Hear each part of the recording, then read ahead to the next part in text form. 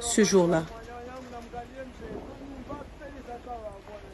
Un an après le passage du cyclone Chido, une commémoration s'est tenue à la place de l'ancien marché de Mamoudzou, en présence de la ministre de l'Outre-mer.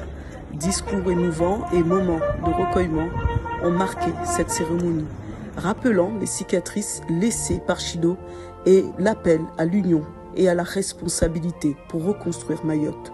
C'est un moment important, c'est un moment essentiel. Il fallait marquer ce respect qui est dû aux Mahoraises et aux Mahorais après l'épreuve extrêmement difficile.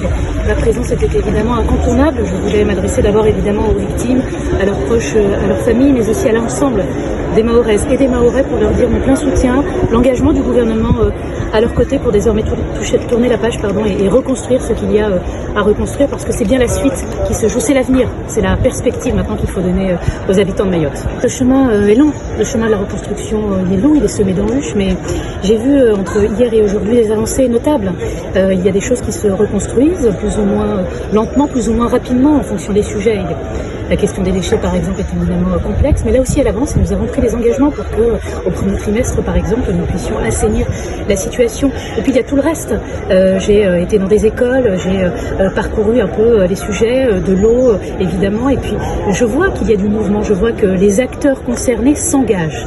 Et ce qui m'importe aujourd'hui, c'est que nous puissions rester unis pour continuer à faire pour les Mahoraises et les Mahorais. Et c'est vraiment dans cet état d'esprit, de nous projeter vers l'avenir, de voir ce qui fonctionne, ce qui fonctionne moins bien, pour le débloquer, qui m'anime aujourd'hui. Vous savez, j'ai été très émue par le témoignage de cette jeune fille tout à l'heure, à l'occasion de la cérémonie, cette jeune du RSMA qui a décrit un peu ce qu'elle avait vécu le 14 décembre de l'année dernière. Elle a parlé en disant que hier, c'était une blessure pour elle, aujourd'hui une cicatrice. Voilà, je crois que c'est bien résumé la situation. Hier, une blessure, aujourd'hui, désormais une cicatrice. Il faut continuer à penser les plaies et il faut continuer à construire.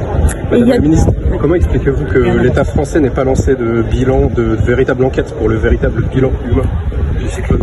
Je crois que le bilan est acté désormais, il n'y a pas besoin de commission d'enquête. Et je voudrais mettre fin à cette polémique totalement inutile, mais totalement inutile. Elle divise la population, elle divise les acteurs publics. Nous avons besoin d'unité pour avancer. L'État n'avait aucun intérêt à cacher quoi que ce soit. Et l'État est celui qu'il est, et c'est déjà bien trop, 40 morts et 41 disparus. L'engagement de l'État sera tenu. La loi de programmation qui a été votée sera tenue. Et vous savez aussi que nous sommes dans un contexte budgétaire particulier. Il faut que le budget de la nation soit voté pour que les engagements pris puissent être ensuite déroulés, comme on dit, à partir de l'année prochaine. Et donc c'est entre les mains aussi des parlementaires aujourd'hui. Et j'en profite pour en appeler à la responsabilité de chacun. Nous avons besoin d'avancer. Et donc nous avons besoin de pouvoir prendre ces crédits de paiement pour aller financer la reconstruction des écoles, la reconstruction des bâtiments publics, la reconstruction des commerces. Ça dépend des parlementaires désormais. Notre part de côté État a été encore une fois tenue puisque les fonds sont tout à fait disponibles.